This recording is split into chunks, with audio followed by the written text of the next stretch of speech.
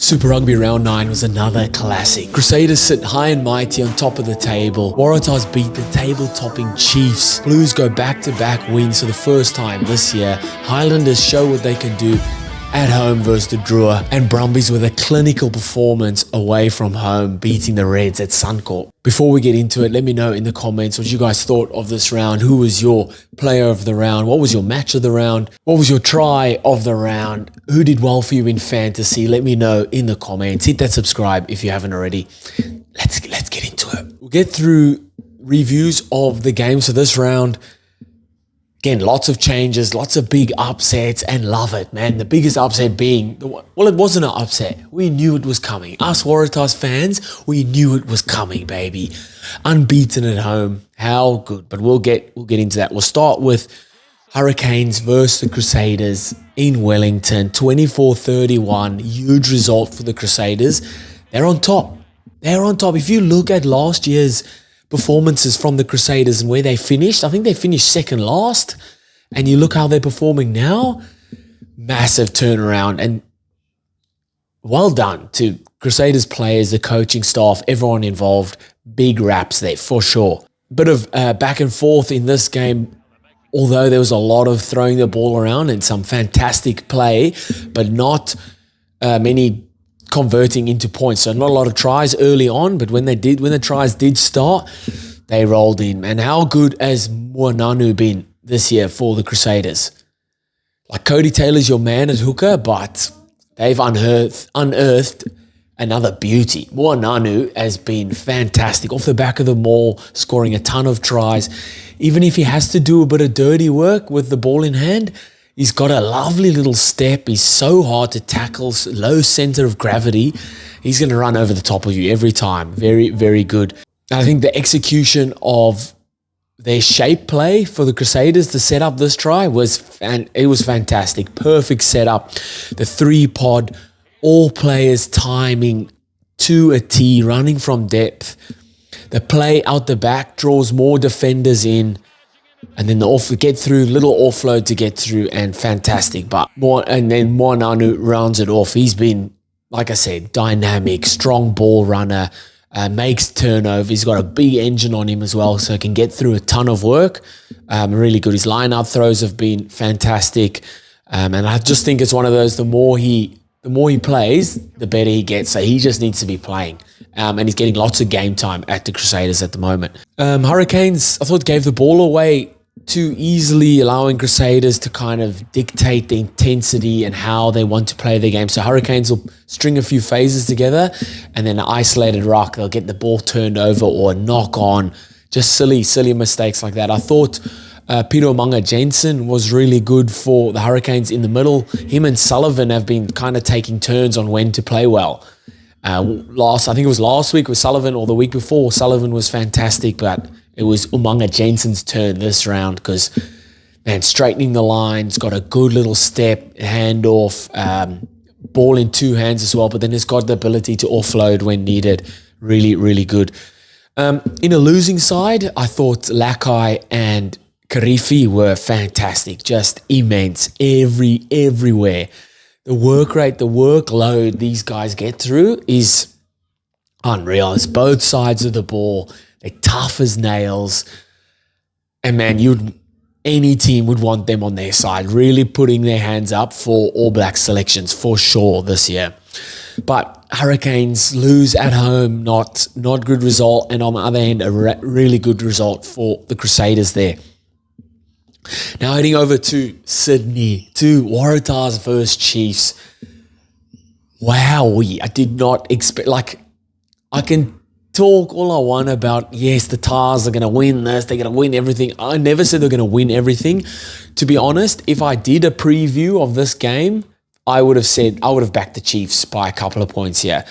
So for the Waratahs to come out and dominate the Chiefs how they did, man, we've seen it in glimpses throughout the year. Like, even versus Moana, they ended up losing that game. In the first 20 minutes, they'd run out to 21 points to nil score. In this game again, strong start. And I'm like, okay, let's not get too excited. Can they keep that up throughout the game? And man, can they keep it up? Holy, really, really good, physical, strong, just dominant in their carries in all contact areas. So rucking, tackles, carrying the ball, very, very strong. And that's what you want. Like, you don't want it in patches of the game. You want it throughout the whole game, man. And they really brought it in this game. Suali'i, we're seeing how special this guy is now. That, however million it was, it is paying off. And I do think fullback is his position. Wowee, that to score that try, oh man, gets an average pass. Damian McKenzie in front of him. See you later. Takes Quintupai on the outside. Takes 3 guys with him. Scores 30 meters out. Fantastic. I honestly do think fullback is his position. He's got a lot more time to work with the ball, a lot more space. There's not many guys right up in his face, although he can do a job for you at center. At fullback, fantastic. You look at last week it was 3 try assists. This week he's got 1 try, 11 carries, 115 run meters, 4 defenders beaten. I do think Suali'i in a bit of space at fullback, that's his position, or it's at least where you're going to get the most out of him. He knows when he's starting to figure out when to inject himself in the line. Defensive reads have been good. His positional awareness around that on collecting kicks or where to be to collect those kicks. But then, like I said, on attack, his ability then to beat players when he's got a bit of space. Like, even when he's locked in, when he's in tight, he's hard to tackle. But now imagine him with a bit of space. And he shows what he can do, man. That step to beat, that try, to beat Damian McKenzie, then Quintupai, and then take 3 or 4 players with him to score there. Fantastic, man. And 15, I think 15 is it. Let's keep him at 15 there for a minute and just ride off the back of this form, man, because he's just going up and up and up. It's fantastic to watch. And like I said, Tars were just physically dominant. Then you come out into the second half and I'm like, can they keep it up? And that Teddy Wilson's try in the second half, get out of here. So Chiefs back themselves. They go for the penalties, 5 meters out. Waratahs defend their line like absolute demons. Get the turnover, and it's not just immediately, let's kick it. They're behind their line. They're behind their try line. Get the turnover. Let's play. I love that. Turnover, shift that point of attack. Let's play. Kellaway, Suali'i, you're getting all your guys, you're devastating ball runners. You're getting them the ball in hands. Let's play. Just hands there. Back on the inside. Crichton with the basketball overhead pass. And again. Teddy Wilson, as always, an ever-present 9 on the inside and goes over to score on touch. 100-meter try. Wowee, Waratahs special, a rugby special, a Super Rugby special. What a try. Holy. I will say that they contained Damian McKenzie really well, forced a ton of handling errors off him. And then right at the back end, Waratahs defend 28 phases. Waratahs defend 28 phases in the last 5 or 10 minutes. If that's not saying you deserve to win, I don't know what is, man. A huge effort from the Waratahs and a massive confidence boost for them. Big win then. They go. They're top 5 now. They're 5th. Going on to Blues versus Moana, 36-17. Good effort from the Blues to win their first back-to-back games this season. And just going back to the Blues of old, strong up front, physical up front, dominant up front, Situtu, Papali'i, Tui Polotu, Angus Tarval, Ricky Riccatelli, very strong up front, dominant in all contact areas, doing really well. And that's how they won the ship last year, was dominating you up front and then letting their backs do the talking.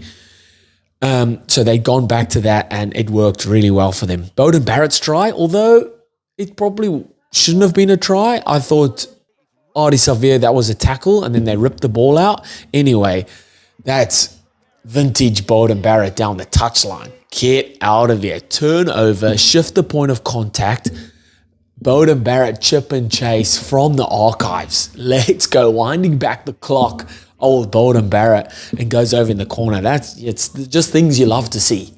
Is Bowden Barrett just carving teams up. It's great to see. Still, ton of fight in this Moana team. Always coming back, always getting up and going at it. I love that. The stuff that your coaches can't teach, right, is effort. And guys just getting up off the deck and going again. And love to see that from the Moana boys getting stuck in. But man, the Blues roll their sleeves up and get the job done. Good to them. I thought AJ Lamb was really good with ball in hand, strong in the midfield there, man. He looks really hard to tackle and very, very strong ball carrier. Couple opportunities Moana missed that could have changed the game. The cross kick, I didn't mind this from Pacifica, the cross kick from Jackson Garden Bishop for Kyron Tamufilau. Fantastic, beautiful awareness of where space is.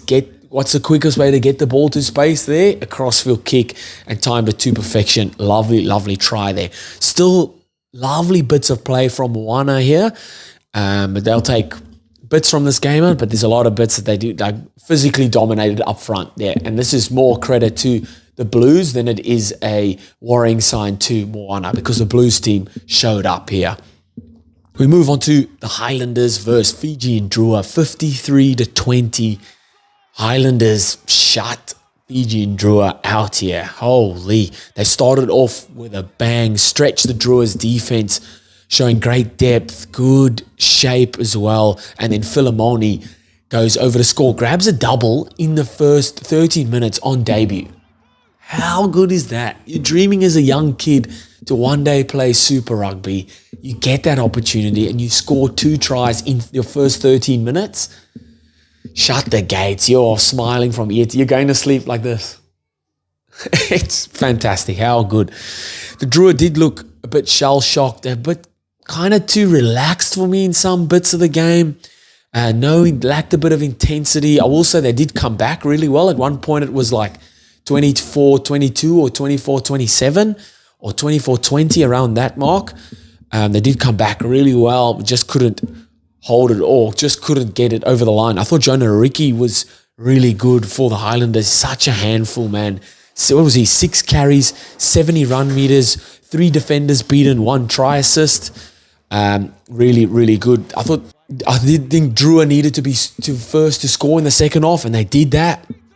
Really good individual try from Rumbintu. And when the Drua decide they want to play rugby, man, they can play rugby. It's just the up and down, the inconsistencies throughout the game that then really kill them. Because when they're down, they leak way too many points. And when they're up, they score a ton of points, but obviously not enough. Logan Omasi's try was fantastic as well.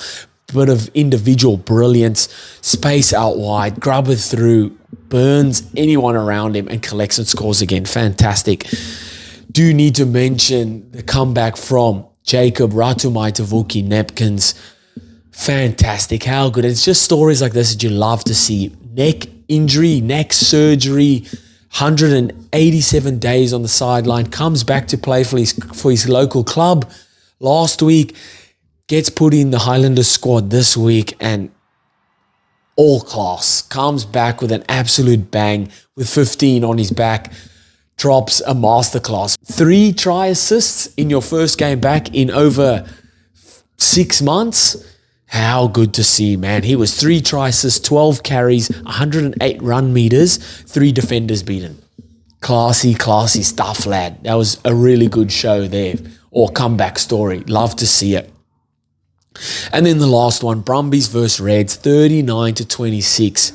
Huge win for Brumbies away from home here. Clinical, physical, dominant performance at Suncorp. Like I said, I do hope Len Ikitau is all right. There's a very ugly knock that he got there. Bang, head on the wrong side of a tackle and was just knocked out. Hunter Paisami opens the scoring with a special play, chip kick down the edge, regather to score. But then I thought the Brumbies did really, they conceded tries early on, but they did really well to fight to get their way back. And it's just the Brumbies of old, similar to the Blues.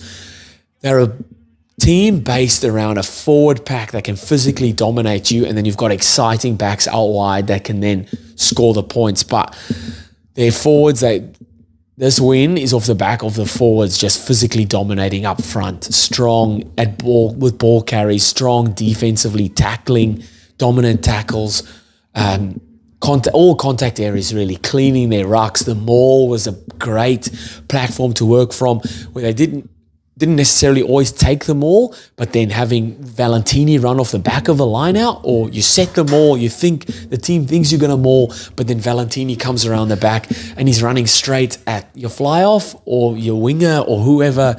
Like, good luck trying to stop him there. Absolute beast. I thought Alan Alatoa was immense for the Brumbies as well. Up front, strong ball carries, leading from the front, big engine on him, bagged a meat pie as well. Got through a ton of work. Poor performance from the Reds, I thought. Like, the top end of the table. You game at home as well. Aussie rivalry. You want to be winning these big games. Like I said, especially at home. And after a quick start, they then just kind of sat back and let the Brumbies take control of the game. Not the best outing for the Reds, and they'll want to turn it around very soon, because you can, especially in the back end of the season, you can start slipping down the ladder then. You start losing these games, especially at home, where you expected to win. You can slowly slip down that table, and it comes to the back end of the season, and you're like, oh shit, now where I could have had a home quarterfinal or semi-final, I'm now having to travel and making it that much harder for myself. But nonetheless, a big round again. Super Rugby just never disappoints, man. My game of the round was obviously the Waratahs beating the Chiefs. Fantastic, huge game that was. Let me know in the comments what your game of the round was. Who was your player of the round? Who played well for you? Who didn't? Who did well for you in fantasy? Let me know in the comments. Hit that subscribe if you haven't already. I'll see you guys next time. Bye.